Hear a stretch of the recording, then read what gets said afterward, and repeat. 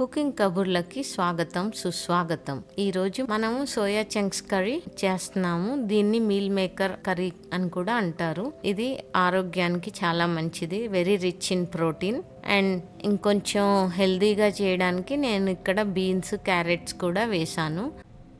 Soya chunks కర్రీకి కావాల్సిన పదార్థాలు: సోయా చంక్స్ ఇవి 2 సార్లు కడిగి ఈ నీళ్ళల్లో 15 నిమిషాలు నానబెట్టాను. తర్వాత బీన్స్ కడిగి ఒక 1 ఇంచ్ సైజ్ కట్ చేసుకున్నాను.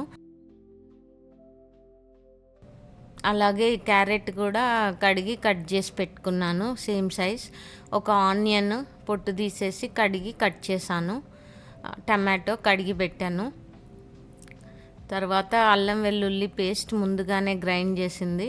అండ్ ధనియాల పొడి, ఉప్పు, కారం, ఆవాలు, జీలకర్ర, పసుపు, ఎండుమిరపకాయలు, కరివేపాకు అండ్ కొత్తిమీర.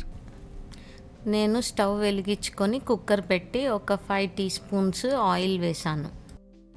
నూనె వేడెక్కిన తర్వాత కొంచెం ఆవాలు, కొంచెం జీలకర్ర, కొంచెం పసుపు, కొంచెం కరివేపాకు, ఎండుమిరపకాయలు వేసి వేగనివ్వండి. ముందుగా కట్ చేసి పెట్టుకున్న ఉల్లిపాయలు, బీన్స్, క్యారెట్ వేయండి. వేసి కలపండి. 1 నిమిషం వేగాక 1 teaspoon ginger garlic paste వేసి కలపండి. ఈ సోయా చంక్స్ నీళ్లు పిండి గిన్నెలోకి పిండుకోండి. అండ్ అది కుక్కర్లో వేయండి.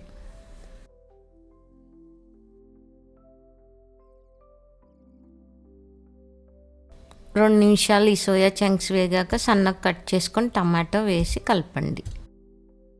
మీ రుచికి తగ్గంత కారం పొడి, ఉప్పు వేయండి. 2-3 నిమిషాల తర్వాత మనం పక్కన ఉంచుకున్న ఈ సోయా చంక్స్ నీళ్ళు ఇందులో పోసేయండి. కుక్కర్లో నీళ్ళు పోసిన తర్వాత కలిపేసి టేస్ట్ చూడండి. తగ్గితే ఇంకొంచెం ఉప్పు వేసుకోండి. ఇప్పుడు కుక్కర్ మూత పెట్టేసి 3 విజిల్స్ వచ్చే వరకు ఆగండి.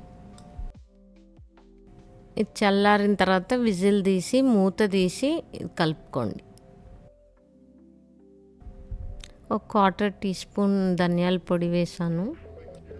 కొంచెం దగ్గర పడే లోపల కూర మీరు లైక్, షేర్, సబ్స్క్రైబ్ చేసి నోటిఫికేషన్స్ టర్న్ ఆన్ చేసుకుంటే మీకు మా ఫర్దర్ రెసిపీస్ అందుతాయి.